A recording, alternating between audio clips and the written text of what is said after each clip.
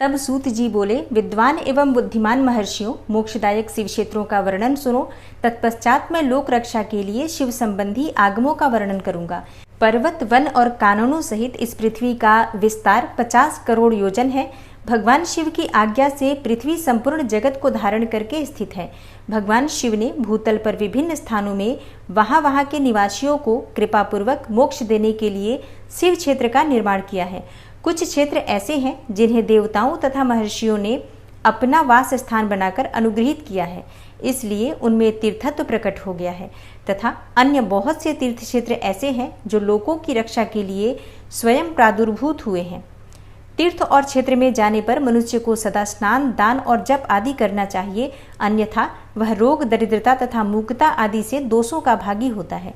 जो मनुष्य इस भारतवर्ष के भीतर मृत्यु को प्राप्त होता है, वह अपने पुण्य कर्म के फल से ब्रह्मलोक में वास करके पुण्यक्षय के पश्चात पुनः मनुष्य योनि में ही जन्म लेता है। पापी मनुष्य पाप करके दुर्गति में ही पड़ता है।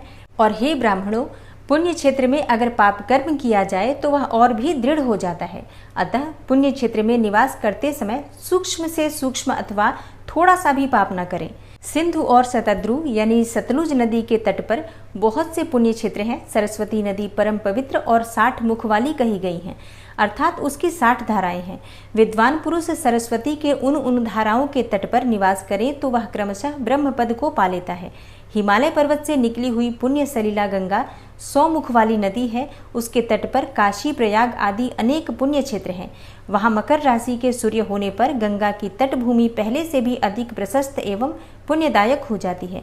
सोनभद्र नदी की 10 धाराएं हैं। वह बृहस्पति के मकर राशि में आने पर अत्यंत पवित्र तथा अभिष्ट फल देने वाला हो जाता है।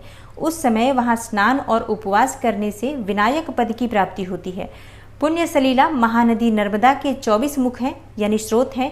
उसमें स्नान तथा उसके तट पर निवास करने से मनुष्य को वैष्णव पद की प्राप्ति होती है। तमसा के 12 तथा रेवा के 10 मुख हैं। परम पुण्यमयी गोदावरी के 21 मुख बताए गए हैं।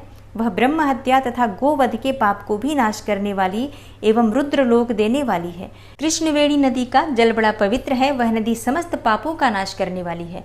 उसके 18 मुख बताए गए हैं तथा वह विष्णु लोक प्रदान करने वाली है। तुंगभद्रा के 10 मुख हैं। वह ब्रह्मलोक देने वाली है। पुण्य सलीला सुवर्ण मुखरी के 9 मुख कहे गए हैं। ब्रह्मलोक से लौटे हुए जीव उसी के तट पर जन्म लेते हैं। सरस्वती नदी, पंपा सरोवर, कन्याकुमारी, अंतरीप तथा शुभकारक श्वेत नदी, ये सभी पुण्य क्षेत्र हैं। इनके तट पर निवास करने से इंद्रलोक की प्राप्ति होती है। सह्य पर्वत से निकली हुई महानदी कावेरी परम पुण्यमयी है। उसके 27 मुख बताए गए हैं और वह संपूर्ण अभिष्ट वस्तुओं को देने वाली है। इस नदी के तट स्वर्गलोक की प्राप्ति कराने वाले तथा ब्रह्मा और विष्णु का पद देने वाले हैं। कावेरी के जो तट शैव क्षेत्र के अंतर्गत हैं, वे अभिष्ट फल देने के साथ ही शिवलोक प्रदान करने वाले भी हैं। नैमिषारण्य तथा बद्रिकाश्रम में सूर्य और बृहस्पति के मेष राशि में आने पर यदि स्नान करें तो उस समय वहां किए हुए स्नान, पूजन आदि को ब्रह्मलोक की प्राप्ति कराने वाला जानना चाहिए। सिंह और कर्क राशि में सूर्य की संक्रांति होने पर सिंधु नदी में किया हुआ स्नान तथा केदार तीर्थ के जल का पान एवं स्नान ज्ञानदायक माना गया है। जब बृहस्पति सिंह राशि में स्थित हो उस समय सिंह की संक्रांति से युक्त भाद्रपद मास में यदि गोदावरी के जल में स्नान किया जाए तो वह शिवलोक की प्राप्ति कराने वाला होता है। ऐसा पूर्व काल में स्वयं भगवान शिव ने कहा था। जब सूर्य और बृहस्पति कन्या राशि में स्थित हों तब यमुना और सोनभद्र में स्नान करें। वह स्नान धर्मराज तथा गणेश जी के लोक में महान भोग प्रदान कराने वाला होता है। यह महर्षियों की मान्यता है। जब सूर्य और बृहस्पति तुला राशि में स्थित हो उस समय कावेरी नदी में स्नान करें। वह स्नान भगवान विष्णु के वचन की महिमा से संपूर्ण अभिष्ट वस्तुओं को देने वाला माना गया है। जब सूर्य और बृहस्पति वृश्चिक राशि पर आ जाएं, तब मार्गशीर्ष यानी अगहन के महीने में नर्मदा में स्नान करने से श्री विष्णु लोक की प्राप्ति हो सकती है। सूर्य और बृहस्पति के धनु राशि में स्थित होने पर सुवर्ण मुखरी नदी में किया हुआ स्नान शिवलोक प्रदान करने वाला होता है, जैसा कि ब्रह्मा जी का वचन है। जब सूर्य और बृहस्पति मकर राशि में स्थित हो उस समय माघ मास में गंगा जी के जल में स्नान करना चाहिए। ब्रह्मा जी का कथन है कि वह स्नान शिवलोक की प्राप्ति कराने वाला होता है। शिवलोक के पश्चात ब्रह्मा और विष्णु के स्थानों में सुख भोगने पर अंत में मनुष्य को ज्ञान की प्राप्ति हो जाती है।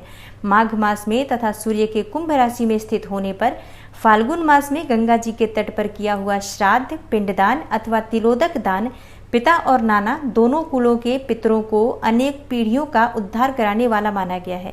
सूर्य और बृहस्पति जब मीन राशि में स्थित हो तब कृष्णवेणी नदी में किए गए स्नान की ऋषियों ने प्रशंसा की है।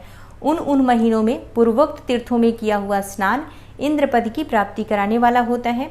विद्वान पुरुष गंगा तथा कावेरी नदी का आश्रय लेकर तीर्थवास करें।